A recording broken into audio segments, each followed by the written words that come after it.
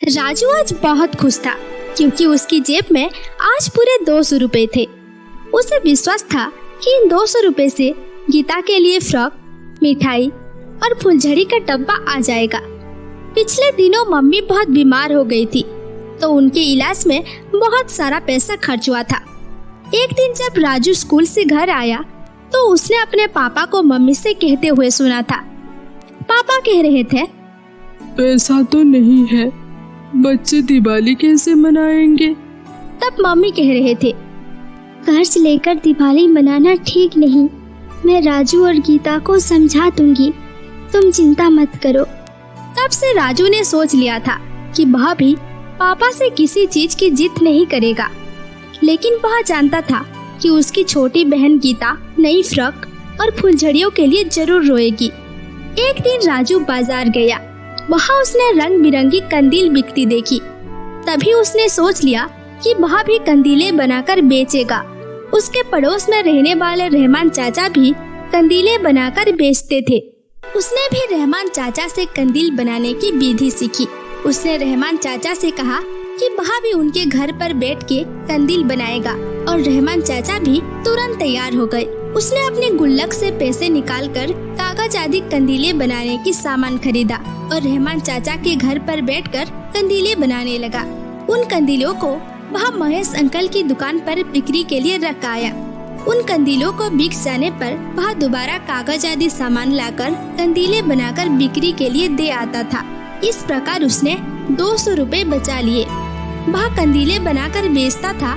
यह बात रहमान चाचा और महेश अंकल के बिना घर में और किसी को पता नहीं चली। एक दिन जब राजू अकेला खड़ा था तो उसको एक आवाज सुनाई दी। ब्रेक लगने की आवाज के साथ चीख सुनकर राजू का ध्यान सड़क की ओर गया। उसने देखा कि एक आदमी ट्रक की टक्कर से घायल पड़ा था और ट्रक तेजी से भाग रहा था। कुछ देर में वहाँ भीड़ इकट्ठी हो गई, किंतु कोई भी व्यक्ति घायल आदमी को डॉक्टर के पास नहीं ले जा रहा था। राजू को लगा यदि इस आदमी को ऐसा खून बहता रहा तो वह मर जाएगा। तब राजू ने बोला, इसे डॉक्टर के पास ले चलो, इसका बहुत खून बह रहा है। तब एक आदमी ने बोला, तुम्हें बहुत हमदर्दी है तो तुम ही ले जाओ। उस आदमी की बात सुनकर राजू को बहुत गुस्सा आया, लेकिन वह चुप ही रहा। उसने एक टैक्सी को रोका और ड्राइवर की सहायता से उस घायल आदमी को टैक्सी की पिछली सीट पर लिटाया और अस्पताल पहुंचा दिया। डॉक्टरों ने जो इंजेक्शन दवाएं बाजार से लाने के लिए पर्चा दिए तो उसने तुरंत पे दवाई लाकर दे दी। इसमें उसके सारे पैसे खर्च हो गए थे। जब डॉक्टर ने राजू को बताया कि वह घायल आदमी अब खतरे से बाहर है तो वह घर जाने के लिए चल दिया।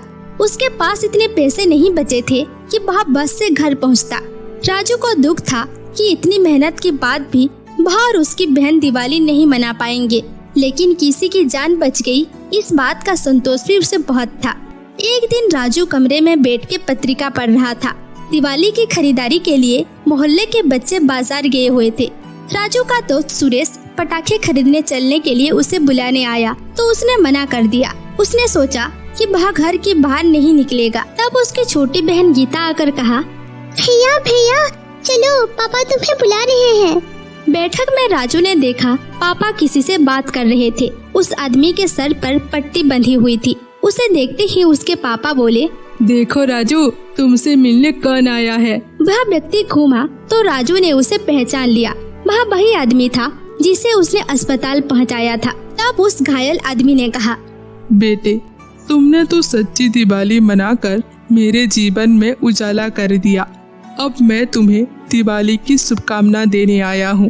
कहते हुए उन्होंने मिठाई और ढेर सारे पटाखे उसकी ओर बढ़ा दिए। तब उसके पापा ने गर्व से कहा, रहमान भाई ने जब मुझे बताया कि तुम कंदीलें बनाते हो तब मैंने सोचा था कि मेरा राजू समझदार हो गया है, लेकिन आज तो मुझे गर्व हो रहा है कि राजू मेरा बेटा है। तब गीता बैठक में आ गई। राजू ने उसे फुलझड़ी के डब्बे दे दिए और खुशी खुशी खुद अंकल के लिए चाय लेने चला गया। और जब दिवाली का दिन आया तो राजू और गीता ने बहुत खुशी से दिवाली मनाई। तो दोस्तों, आपका यह दिवाली का त्योहार कैसा लगता है मुझे कमेंट्स में जरूर बताएं। और ऐसे ही मजेदार कहानी देखना पसंद करेंगे तो सब्सक्राइब